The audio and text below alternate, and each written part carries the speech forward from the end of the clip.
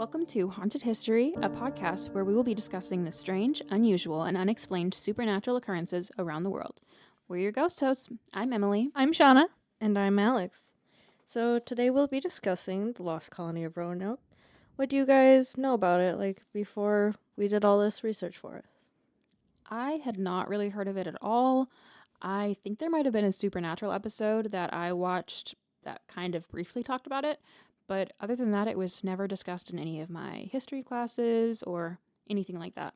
Yeah, I heard about it briefly in one of my history classes, more so like middle school time. And then also my other knowledge comes from a TV show too. Man, I don't even remember how I learned about this. I'll be real with you. No idea. I just remember being super mad that they always made Jamestown seem like it was the first ever colony when it wasn't. So that's all I've ever heard about it. But shall we get into it? Yeah, tell us about Roanoke. Let's do it. All right. So Roanoke colony was on Roanoke Island. It was off the coast of North Carolina. It was established there's two different dates, which is kind of confusing for a lot of people. The first date a lot of people see is 1585 and the other is 1587. But in 1585, it was actually considered a military colony. And then it was later established as a regular settlement colony in 1587.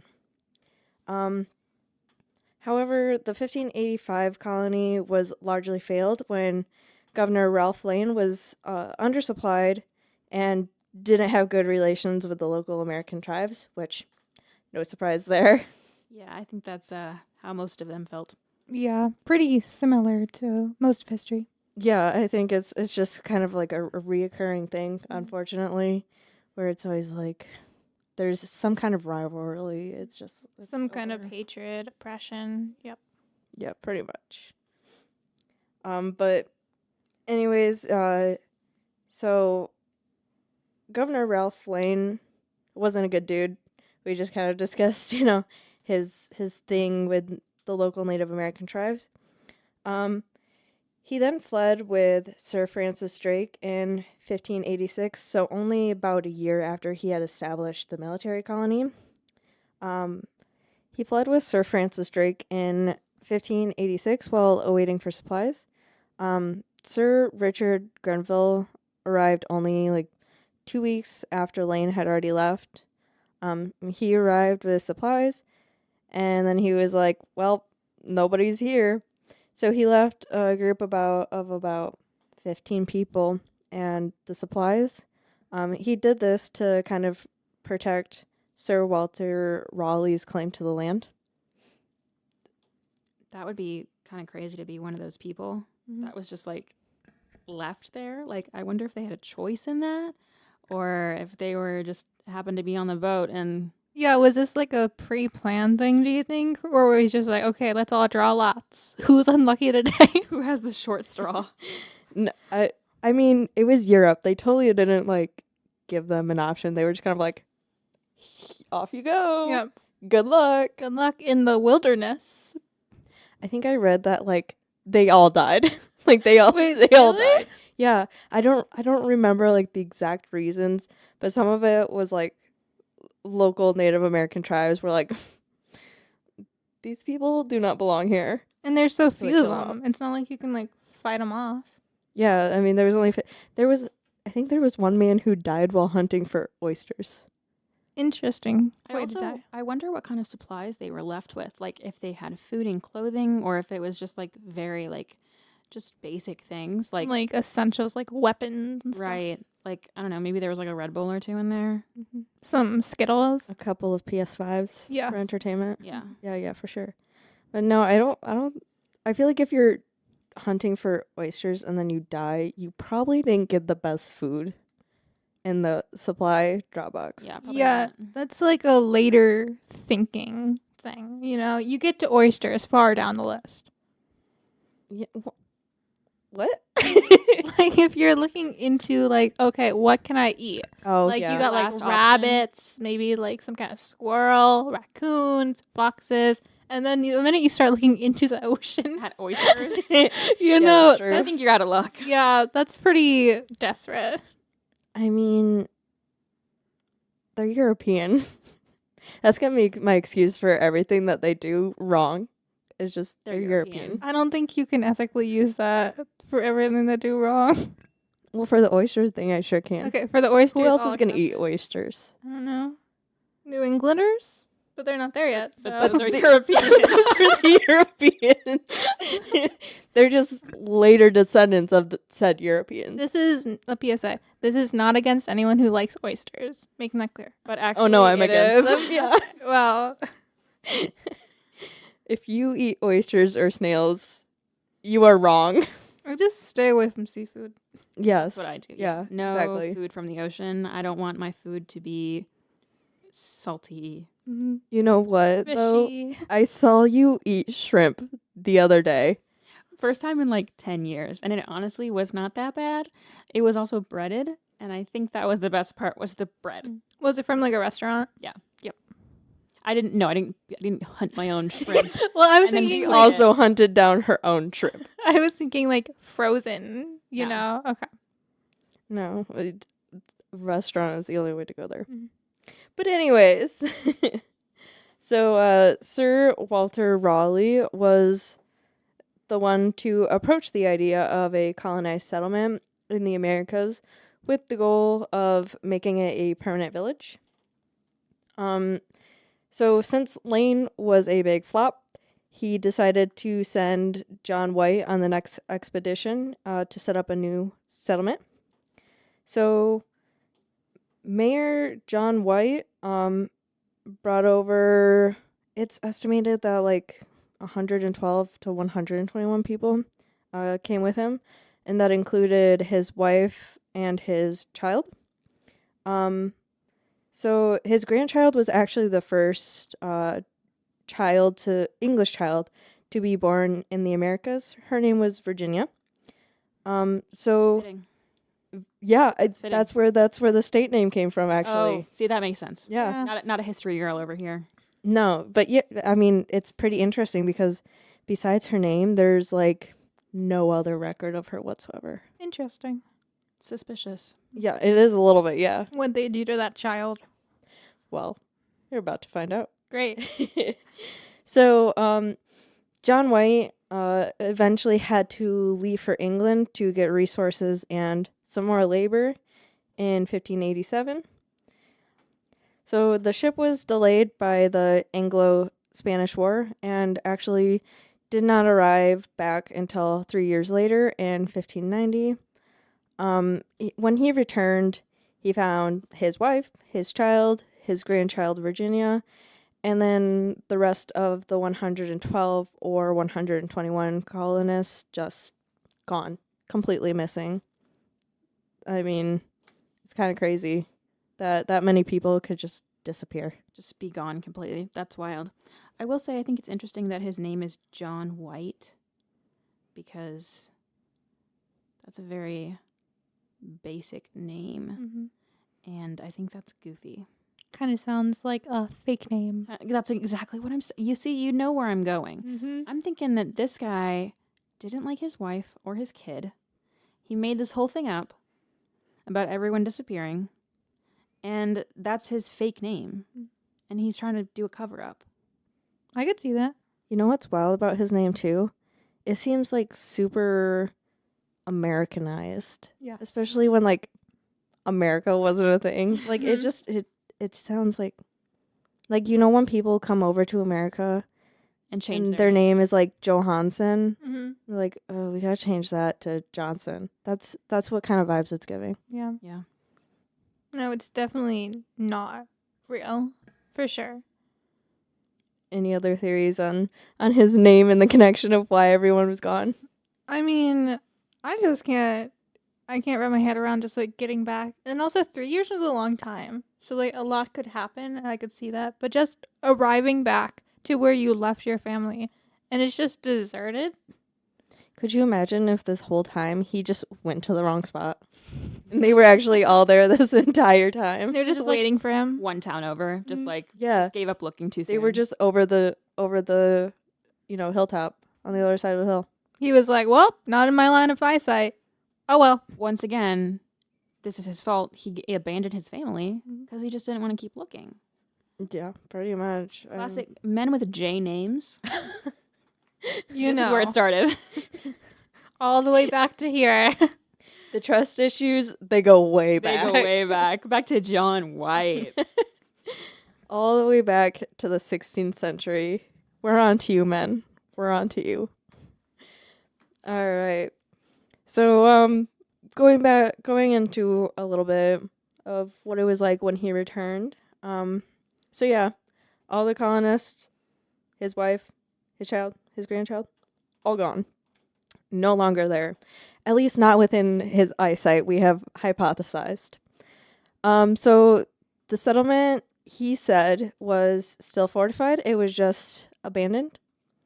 And Croatoan and Crow, CRO, were carved into the trees around the settlement. White kind of took this to mean that the colonists had relocated to Croatoan Island, which was the next island over. It's actually pretty close. But, the crew of this ship were unable to search for the settlers any more than finding what was on the trees, really. There was a big storm coming. Hey, I sounded like that vine. There's a big storm coming. Anyway, you can laugh at me. It's okay. Feel free to laugh at me. For everyone listening in, they're both laughing at me and shaking their heads in disappointment. Emily is red. She is embarrassed for me. I'm gonna leave. Anyways, there was a storm. So they couldn't keep looking.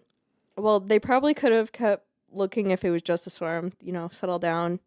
An additional problem was that they had lost an anchor, which means the storm would have swept away their ship if they had stayed.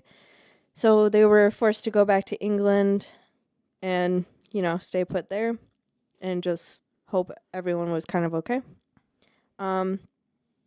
So the nearby Croatian island, or Hatteras Island, was home to the Hatteras Indians.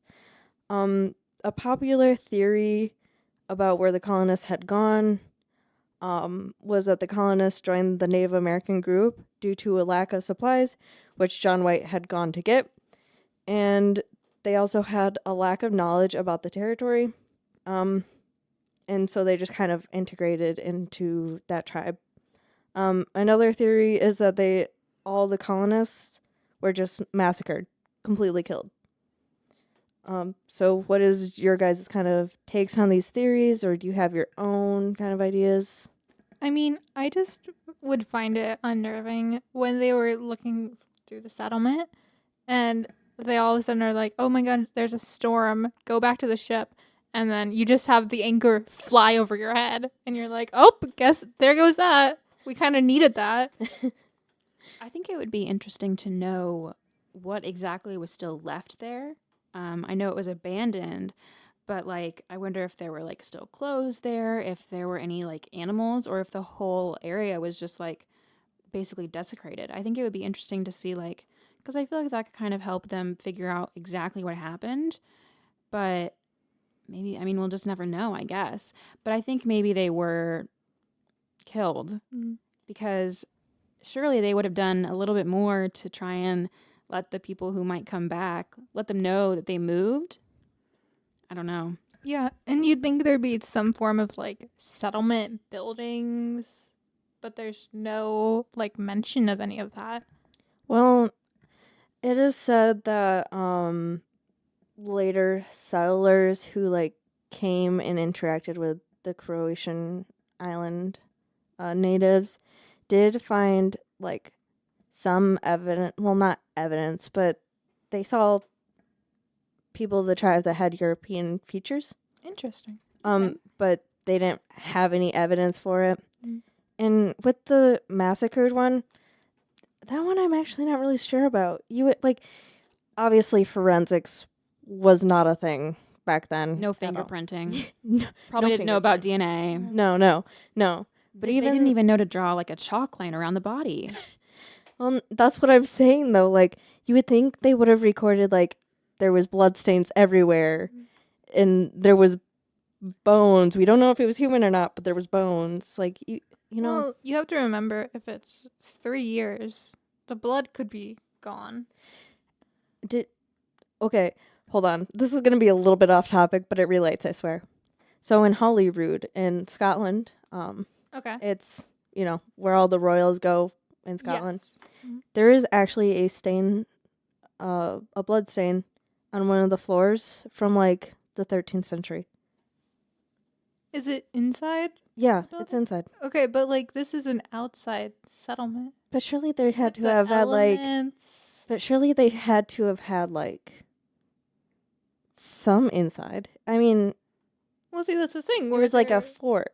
Yeah. It wasn't like they were camping. It was like a fort. No, I think they were probably just, they had their sleeping bags. They had Lanterns, s'mores. They had s'mores. Ooh. Maybe, you know what? Maybe they just all fell into the fire pit too close whenever they were all making s'mores, camping out, singing Kumbaya. And that's why there isn't any evidence, because they all just like burned up in the fire pit. Great theory. I think that should be the new number one theory. They were all telling ghost stories, and then they became one. Ooh. Dun, dun, dun. Exactly. But anyways, yes, the massacre, I'm not sure if I agree with it. But as for some evidence that has been found about the colonists, one thing is the Dare stones. So they were supposedly made by Eleanor Dare, who is the daughter of John White. They were carvings on stones of stories kind of saying what had happened to the colonists. Largely, they are believed to be a hoax or a forgery, but people do believe that at least one may be real. The Croatoan Project of 1998 is an archaeological project trying to prove the Hatteras Indians theory. Artifacts found on the island could have been owned by the English colonists, but it's not 100% sure yet, and it is still an ongoing project, I believe, right? I think it'll be interesting to see any advancements that they make with that, or, I mean, just new ideas that they come up with, because surely they've got to find some more stuff or uncover something that no one had talked about or thought about before, because, I mean, surely they've got to solve this mystery. I agree. I'm wondering if they've made any contact with any tribes that may have been related to these. Mm-hmm. This. I mean, there is is it UNESCO? Is that what it is? Kind of like with the NAGPRA Act or the Native Americans Grave Protection and Repatriation Act, where if you find Native American remains on site of an archaeological dig, you have to either contact the closest locational Native American tribe, or you can do some kind of DNA sequencing and figure out some kind of ancestry. Yeah, it would be interesting if they found, Native American bones kind of like in that area where the tribe was, and see if any of them are admixed with any like European genes. Just kind of like see if they could prove that the European colonists had actually, Interacted with the tribe. Yeah, exactly. Yeah. Exactly. Okay, do we want to get into some like personal theories? I like my fire pit theory. I mean, I guess a realistic one could also just be that they got sick and died, or they were trying to travel alone as a group without John White. But if they were just trying to travel alone and find more land or hunt or anything like that, then I don't know, maybe they fell off a cliff, maybe they got sick, maybe they got lost, and their remains are far away from wherever they started, and because he came back 3 years later, there was just nothing left to be found. Yeah, I agree. It could totally have been a sickness because, there was that big, like, event in Jamestown where a lot of people died from some kind of disease. And it was like men, women, and children at the colony. So who knows what could have happened.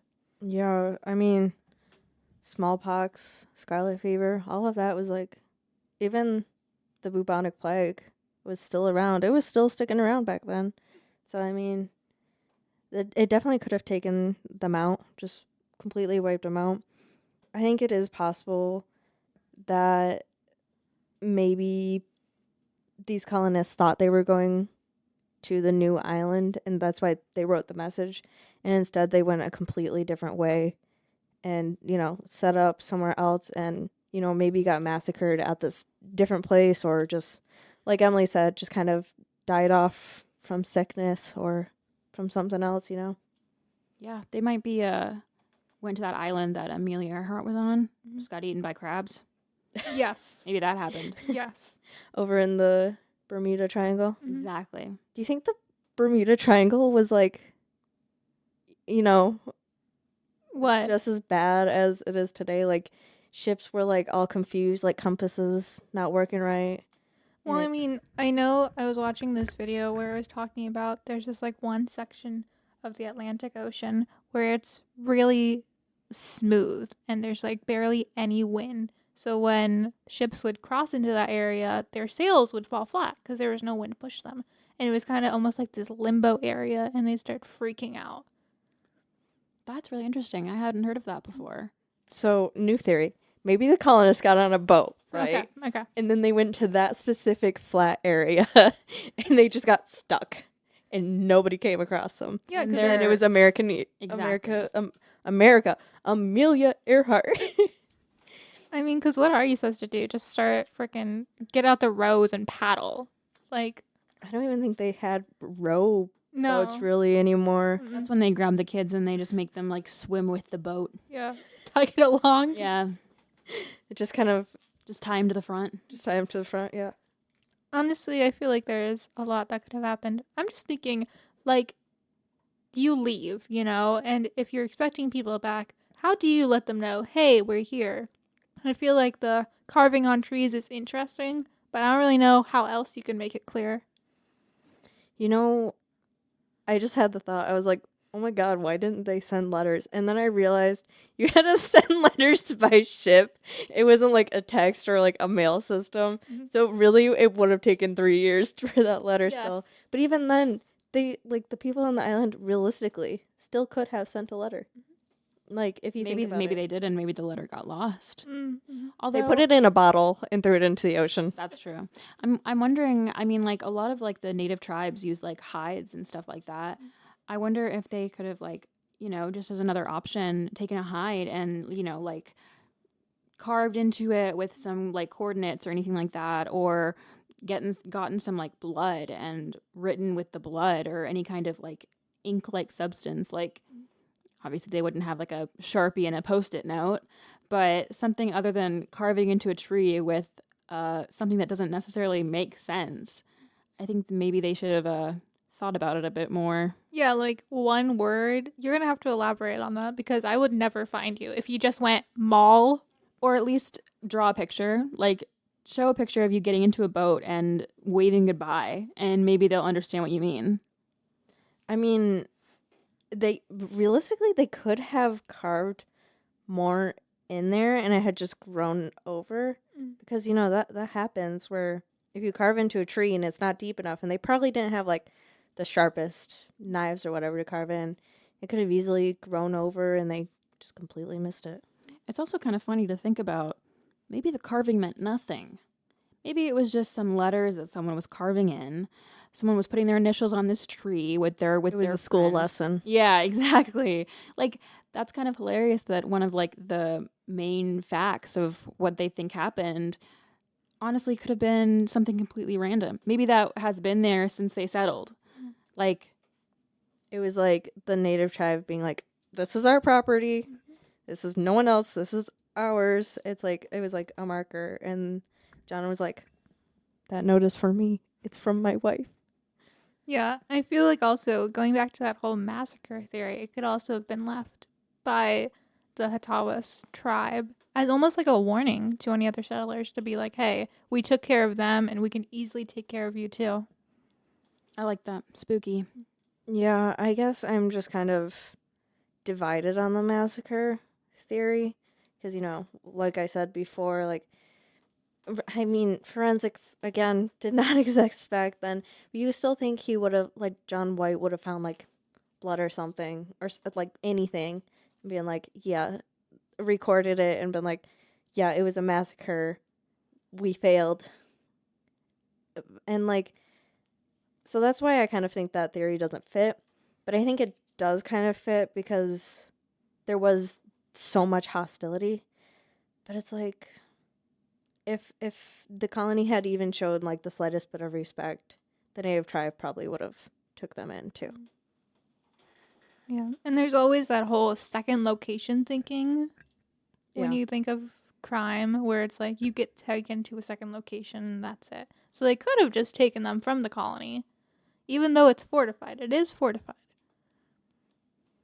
Well, if they're like panicking, like these colonists are like, there's no supplies, it's a free for all. I mean, You just run into the woods.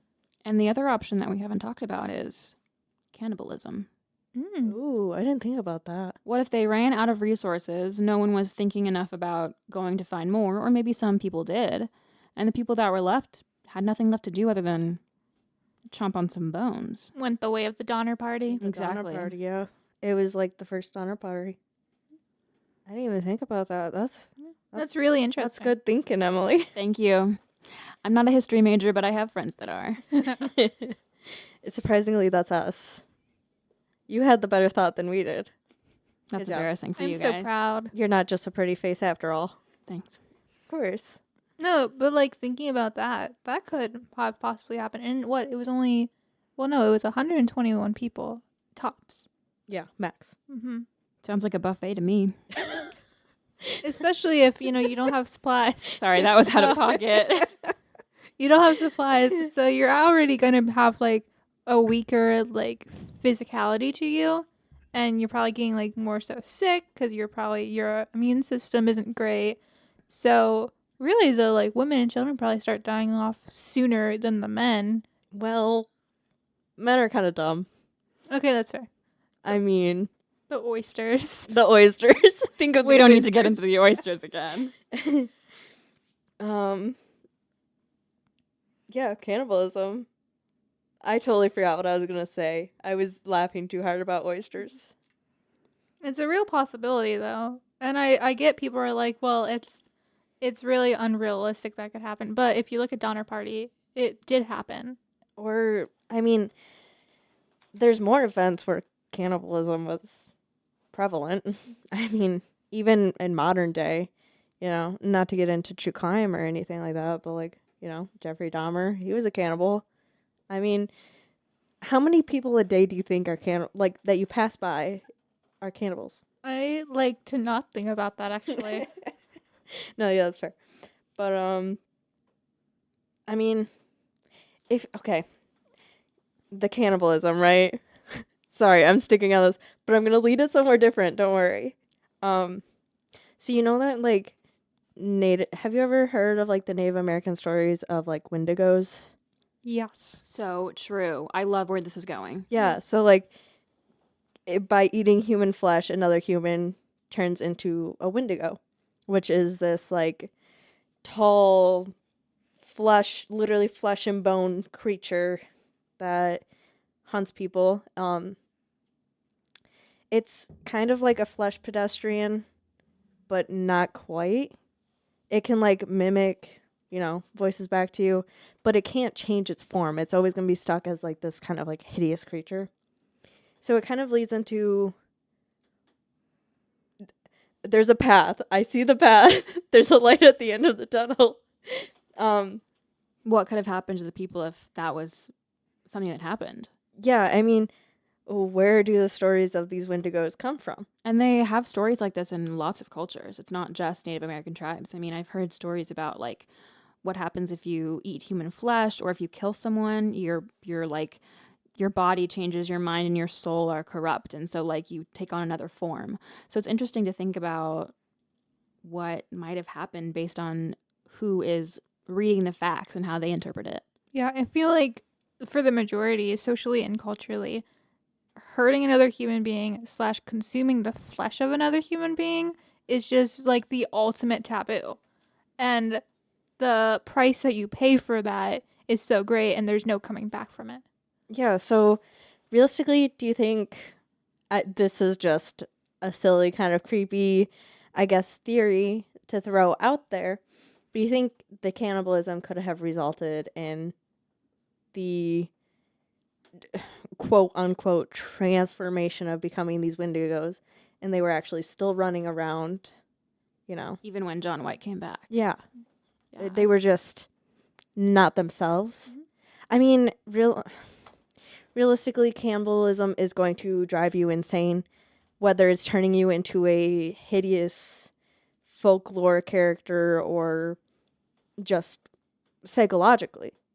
So, you know, if they had to go through with this horrendous deed, did they go insane and they just ran off and they were still actually around?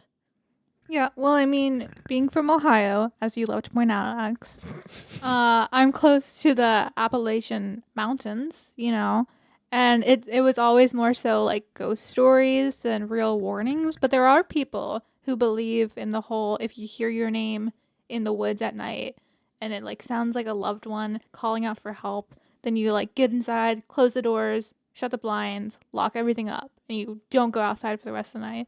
Or that whole like animals having like moments where they don't know what they really are and almost having like different kind of creature tendencies. Oh, like the not deers? Mm-hmm. Yeah, love the not deers. Well, not really. It's like actually a parasite that causes that, but like still, love the not deers. But does anybody else have anything to say on what they think happened to the colony? No? I'm sticking with cannibalism. Fair enough. We're ending on a high point. Heck yeah. All right. So, this has been Haunted History. We will scare you all next time.